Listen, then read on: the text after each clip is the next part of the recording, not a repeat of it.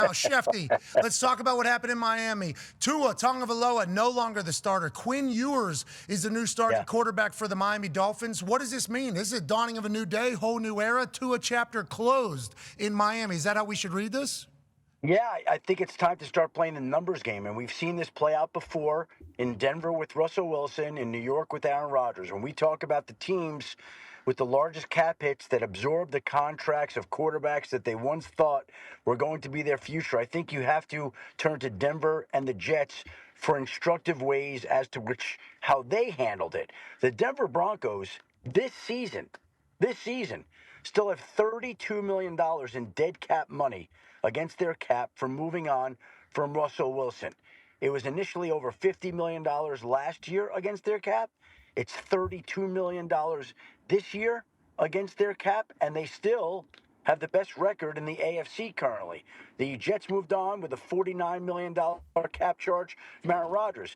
Tua Tagovailoa is going to have a $99 million cap charge if they decide to move on from him. That would be the single largest cap charge in NFL history, and they certainly could spread it out. There are a couple of ways to look at this. They could release him after June 1st. They could see if they wind up trading him in much the way that the Houston Texans once traded Brock Osweiler along with a draft pick to the Cleveland Browns. I remember the day that story happened, and Bill Polian was on the desk there at ESPN, and he's like, that can't be. Nobody ever trades a player and a pick to take on the contract. But these are different times with some larger contracts, and this certainly would be in that category. But clearly Miami is going to be moving forward without Tua, one way or another. You don't make the decision to bench him and go with a rookie quarterback in Quinn Ewers without the idea that you're essentially separating right now. It's just a question of how the relationship officially dissolves and how they move on from him. But this was the first step in that happening. They have begun the process of moving on from him. Okay, sounds good. Now, tell us where it went wrong, because a couple years ago, they put up 70 on the Denver Broncos. They were the talk of the town for offenses. Tua was all in. He gets a new deal. He immediately goes right to the group of people that can't afford regular tickets, so they go to training camp. Maybe some local sick kids come into training camp and start screaming in their faces, "Show me the money." Was this the moment where it all went south? Like when? Obviously, he had a couple concussions, which we were all very worried for him. Something went bad, though, because he got worse at football. Like, none of us really understand how did it happen, you think? Where did it go wrong? It's hard to pinpoint. I think the concussions and the injuries began to play a part in this. I think he's played through some other injuries here, but I don't know that he's been fully healthy, and I don't know all the injuries that he's been through in the past have taken a toll. Look, when Mike McDaniel got hired, he came in there and resurrected the career of Tua Tagovailoa, so much so that they signed him to this contract that now is going to become a major sticking point with this organization. Somewhere along the way, he didn't get better the way that some people do. And if anything, he seemed to regress. Yes. And now they're at the point where they've decided to bench him for Quinn Ewers. I can't give you a specific moment when it went south, but I think part of it is the injuries taking their toll.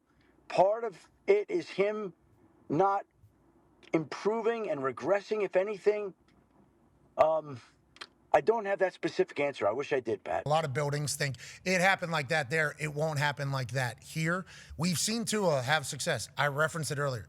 They hung 70 on Denver. They were the talk of the NFL, changing what offenses are. That's why they go and pay Tyreek Hill, because of how impressive they wanted that offense to be, how incredible they wanted that offense to be. It was almost the greatest show on turf again. Like, that is what the Miami Dolphins were just a few years ago. Did defenses catch up and they weren't able to adjust? Is it on scheme? Is it on strategy? And do you think another team will take a shot on Tua? Tua would be agreeing that he's a backup. This would be like a Russell Wilson type situation where he gets $1 million? Or do you think there's a team that'll go in on Tua being their starter somewhere, AQ? Somebody will definitely take a chance on him. I think I'll start with that. And I think when you look at what he's done, he's obviously taken that team to the postseason twice.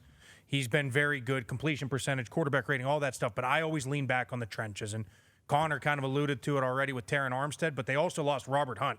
Robert Hunt was one of the best guards in football, and there's a reason he got paid when he went to Carolina, got paid a boatload of money.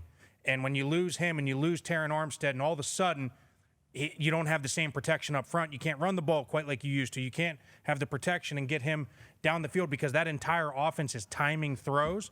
I think that's kind of where it went wrong, but he will definitely get another chance. He's a first-round pick, a top-5 pick. They always get a million chances. Well, he want one. I mean, that's kind of, I honestly, this looks like a dude, that after the game thing, and then like some of those decisions and then how the season's gone, and like, I guess I shouldn't have said that. I apologize. I didn't mean to put anybody in a position. It's like, does this guy love ball still? And you could see why he maybe wouldn't. You listed all the players that he that got traded away. All their good players kind of left the team before their season started. Good players, I'm sorry, they got a lot of good players.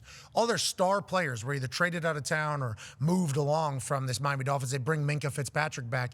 But it was like, this team's a seller before the season even starts. Like, what is their expectation? And then they get through it, and then they're lurking, and they're lurking, and they're lurking.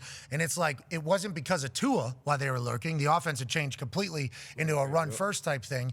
And then after the loss and being kicked out of the playoffs, with how he hands it after, does this guy love ball still? And would that be the first question, I guess, any building would be asking him? And if he was offered a backup role somewhere, is that something that Tua would want to be? Or he's getting $54 million.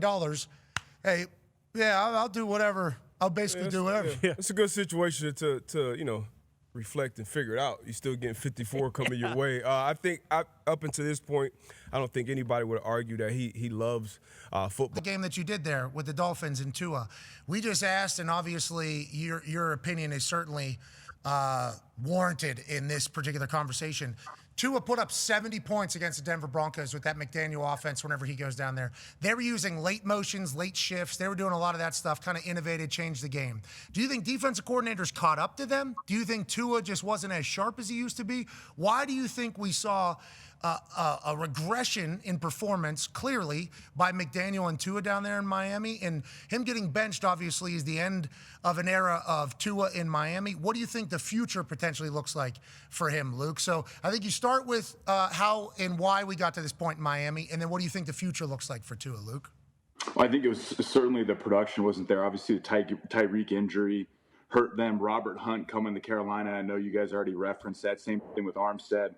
The pieces that they've had in the past aren't there how they used to be. Now they kind of rely on Jalen Waddle. A-Chain's obviously a really good running back, but I think a little bit is people have caught up to the motions a little bit. All the pre-snap shifts, all the pre-snap motions, that was all very new in the way they did it. But as people see more of it and the communication on the defensive side of the ball catches up, it becomes a little bit easier. But I think you guys kind of nailed it a little bit. You watched Tua after the game. It's like, man, like how serious is he's on there, talking with Jalen Ramsey. It's like, man, just get in the locker room, be with the guys. If you need to talk to Jalen, you can do it behind the scenes. But like you said, it's the end of an era. They had a great run there. But like you said, all first round picks are going to get another opportunity. He's produced at a high level in the past, and there's nothing to say that he can't do it again. Yeah, it's what was it about him that made him a great player? His accuracy, his anticipation whenever they were humming? What do you think it was? And for you,